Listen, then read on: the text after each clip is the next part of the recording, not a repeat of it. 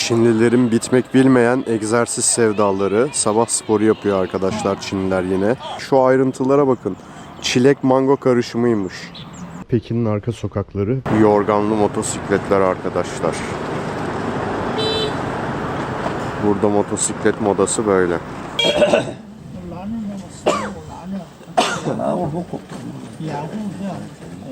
都剩下一跑一定不就合了吗？ 18 metrelik tek parça beyaz sandal ağacından Buda heykeli. Böyle güzel bir kitap evine geldik.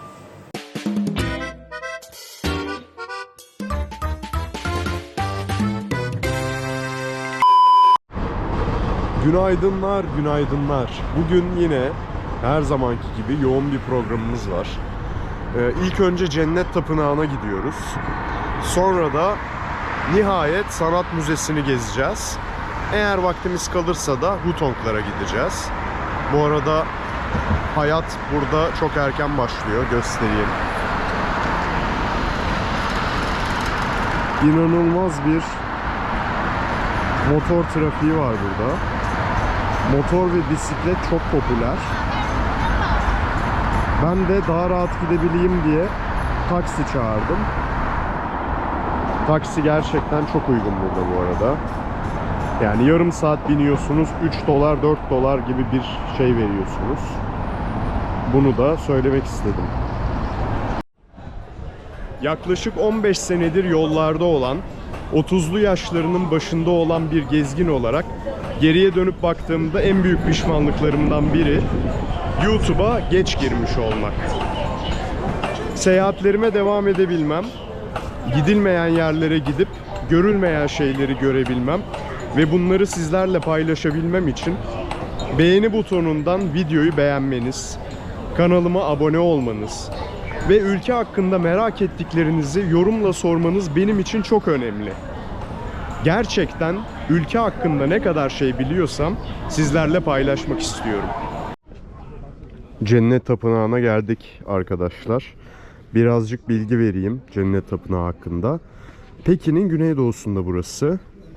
Dev bir dini kompleks. 273 hektarlık bir alana yayılıyor. Yine Ming Hanedanı'nın imparatorlarından biri olan Yongle tarafından inşa ediliyor. 1406 ile 1420 yılları arasında. Fakat burası da yasak şehir gibi yasak aslında. Halkın giriş çıkışına izin verilmiyor. Ne zamana kadar?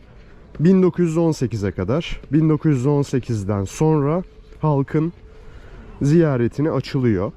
1998 yılında da UNESCO Dünya Miras Listesi'ne alınıyor.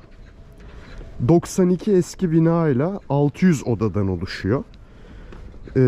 Göğe Doğa adı verilen bir seremoni yapılıyor burada. Dini bir seremoni.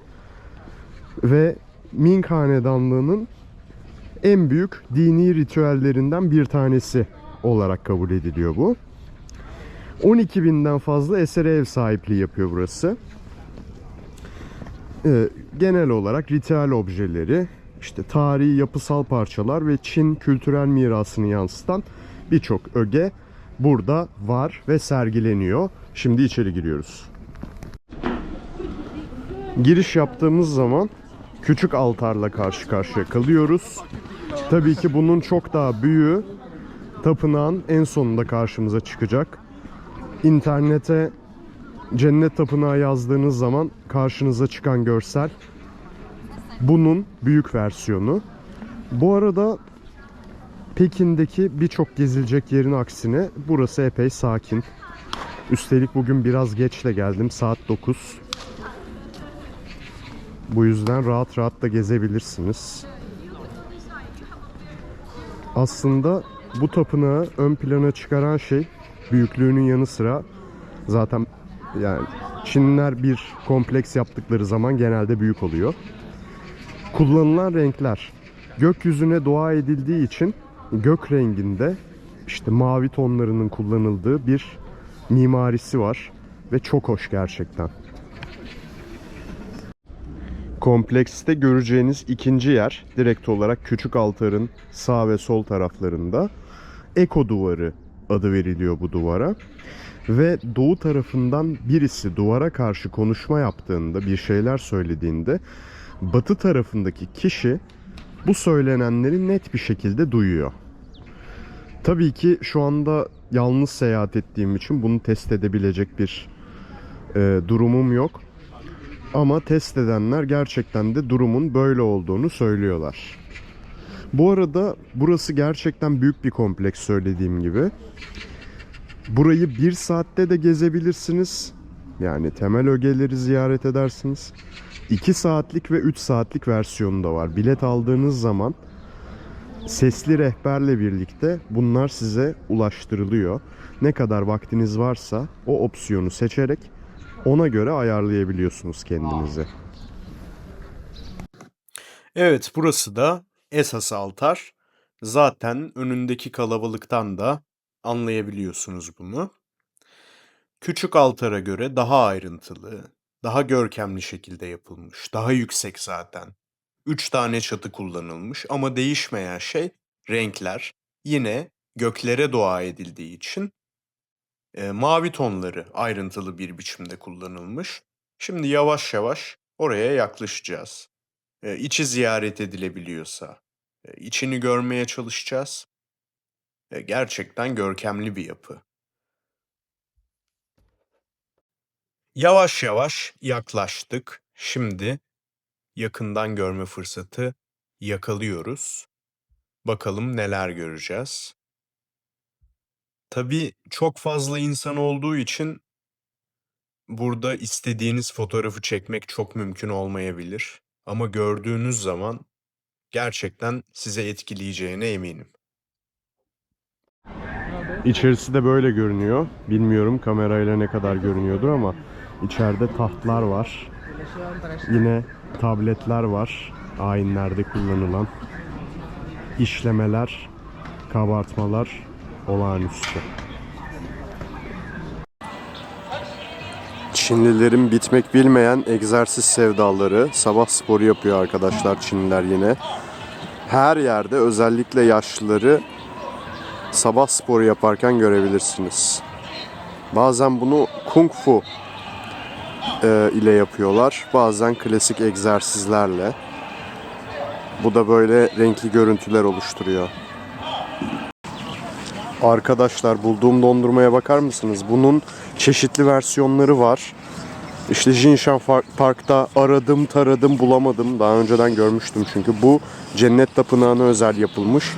Şimdi açacağız, yiyeceğiz, bakalım tadı nasılmış. Gerçekten yemeye kıyamaz insan bunu ya. O kadar güzel ki, şu ayrıntılara bakın. Çilek mango karışımıymış. İnanılmaz bir şey. Arkadaşlar, bazı insanların böyle önlükle ya da bazılarının da kollarına yorgan geçirerek motosiklet kullandığını görüyorsunuz. Havanın soğukluğunu oradan anlayabilirsiniz. Arkadaşlar, Pekin'in arka sokakları, birazcık rastgele sokaklara girip şehri keşfedeyim diye düşündüm. Bu arada böyle derme çatma görünüyor. İzlerken belki sizi tedirgin edebilir vesaire. Ama Çin gerçekten o kadar güvenli ki gece yarısı bile burada gezseniz hiçbir şey olmaz. Hoşuma gitti, böyle insanlar selam veriyorlar, ediyorlar. Sıcakkanlılar bence. Sadece dil bariyeri var. Çok anlaşamıyorsunuz ama güzel bir mahalleden geçiyoruz böyle. Yorganlı motosikletler arkadaşlar. Burada motosiklet modası böyle. Çin Ulusal Sanat Müzesi'nden herkese merhabalar. Ulusal Müze'deki çılgın kalabalık burada yok. Hatta hiç kimse yok diyebilirim. Hafta içi olduğu için olabilir ve burası biraz daha az popüler bir müze. Bu yüzden de olabilir. Şimdi içeri giriyoruz. Müze hakkında bilgi vereceğim.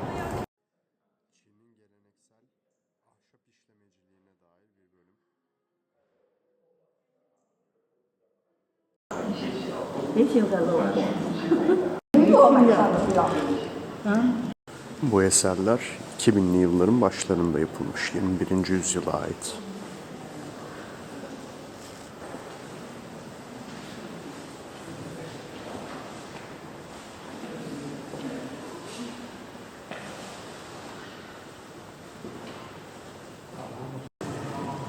Yeni dönem heykel bölümü.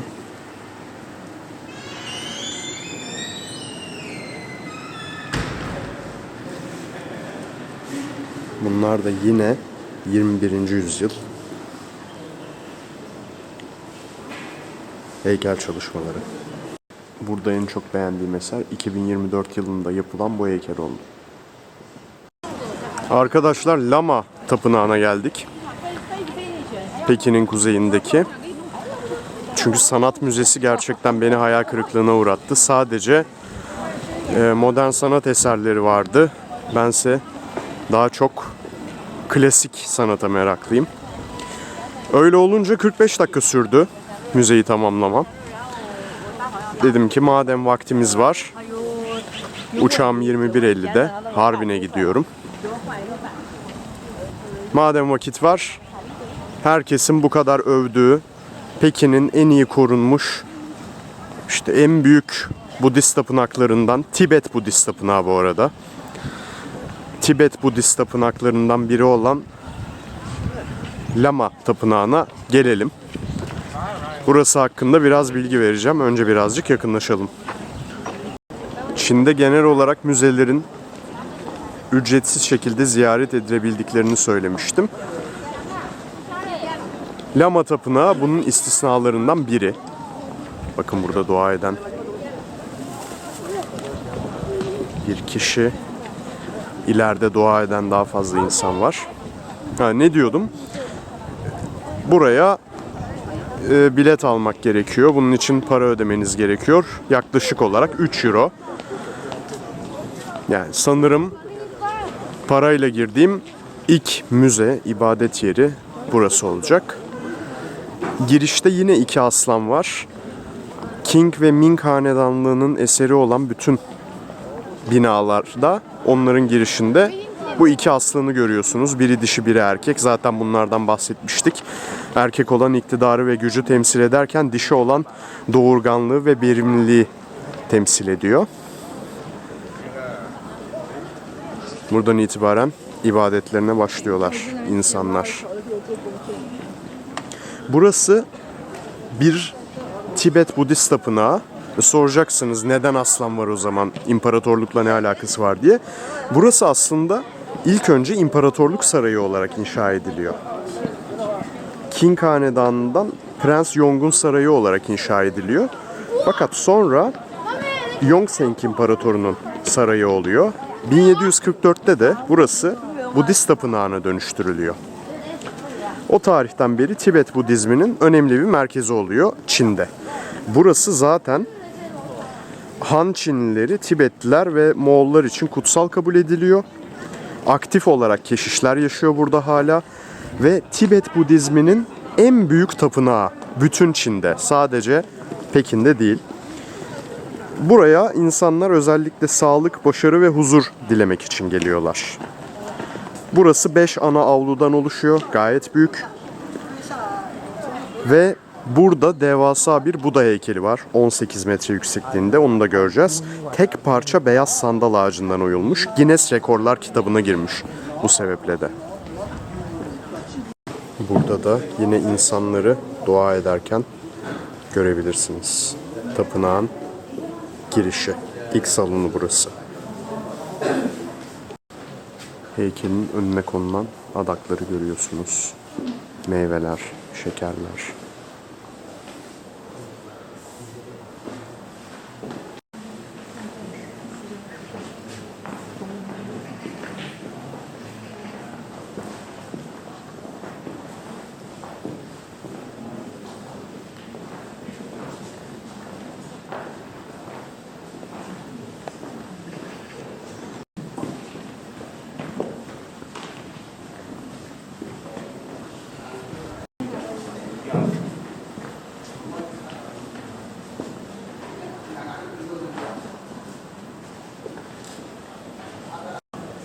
Gerçekten iyi ki ziyaret etmişiz. Çok özgün bir tapınak arkadaşlar. Ve henüz devasa Buda heykelini de görmedik.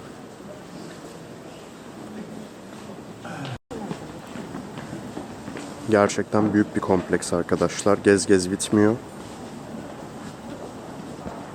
Burası da ikinci ibadet alanı.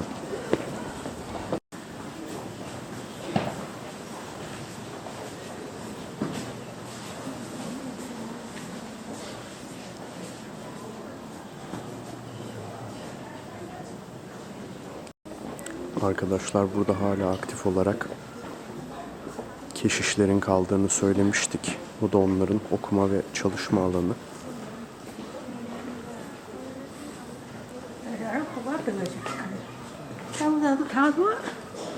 Buradaki büyük Buda heykelini de görebilirsiniz arkadaşlar. Şu işlemelere ve ayrıntılara bakar mısınız? Muazzam.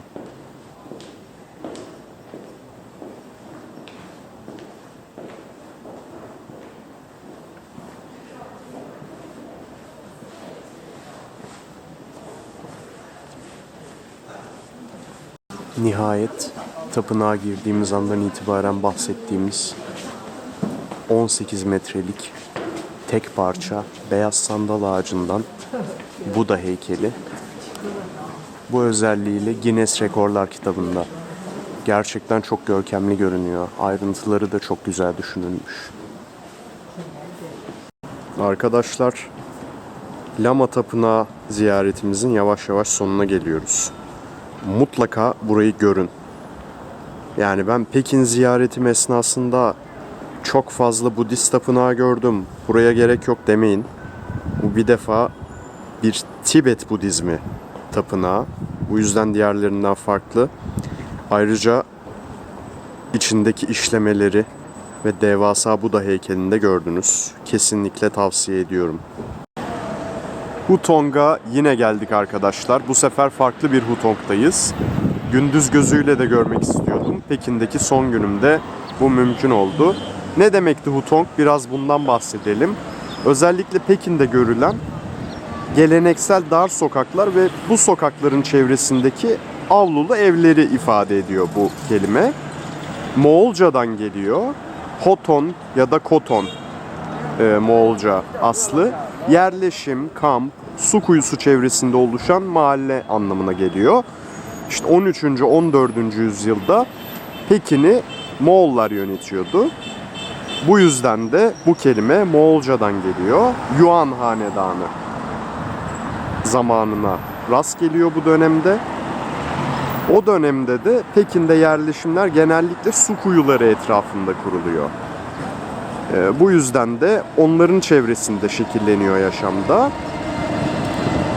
Bu Hutongların içinde bulunan evlerdeki avlulara da Siheyuan deniyor. Eğer Çince telaffuzum çok kötüyse Çince bilenler yorumun altına yazıp beni uyarabilirler. Nasıl telaffuz edildiğini ben de merak ediyorum. Evet, birazcık ara sokaklara girelim, gezelim bakalım. Ara sokaklara girdik yavaş yavaş. Böyle görünüyor arkadaşlar. Gayet güzel. Tabi buralarda artık kafeler, barlar yok. Burası biraz daha farklı bir bölge. Hala burada yaşanılıyor. Evlerin pahalı olduğundan bahsetmişti bir arkadaşım. Gerçekten de pahalıymış. Tabii ki konumuna bağlı olarak değişiyordur ama buralarda oturmak istiyorlar insanlar. Yani cazip bir yer şu anda. Gerçekten Pekin'de en beğendiğim yer olabilir. Bakın şurada ikinci el kitap ve eşya satan biri var. Yani böyle yaşam kendini hissettiriyor burada gerçekten. Rastgele sokaklara girip çıkacağız. Bakalım neler göreceğiz.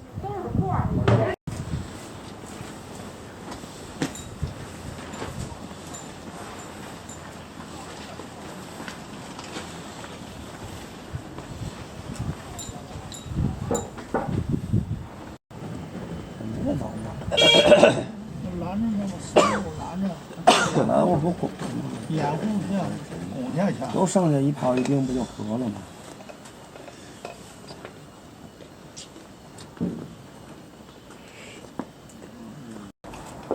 你能明白吗？就是我在城里碰到那个司机嗷我，太怕了，打我。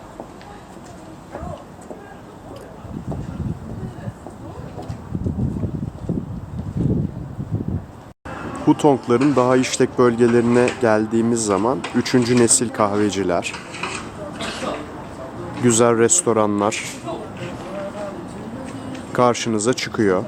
Fakat dar sokaklara gittikçe daha çok insanların yaşadıkları, gündelik yaşamın sürdüğü yerlerle karşılaşıyorsunuz. Böyle güzel bir kitap evine geldik. Lu Hu'nun kitapları karşıladı bizi. Modern Çin edebiyatının kurucularından biri olarak kabul ediyor. Bu arkadaş da buranın bekçisi. Çok tatlı. Aynı zamanda kafe burası. Oturabiliyorsunuz. Ve çok tatlı magnetler var. Sanırım bir tanesini alacağım ben. Göstereyim şöyle.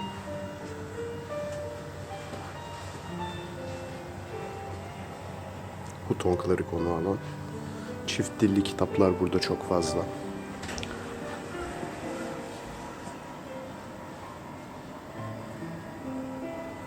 Yolunuz düşerse mutlaka uğrayın. Hutong'un ismini de söyleyeyim. Wudao Yong Hutong'daki bu kitap evine gelin. Soluklanmak için böyle bir kafeye geldim arkadaşlar. Gerçekten çok güzel mekanlar var ve yer bulmak da çok zor hafta içinde olmamıza rağmen. Hınca hınç dolu kafeler.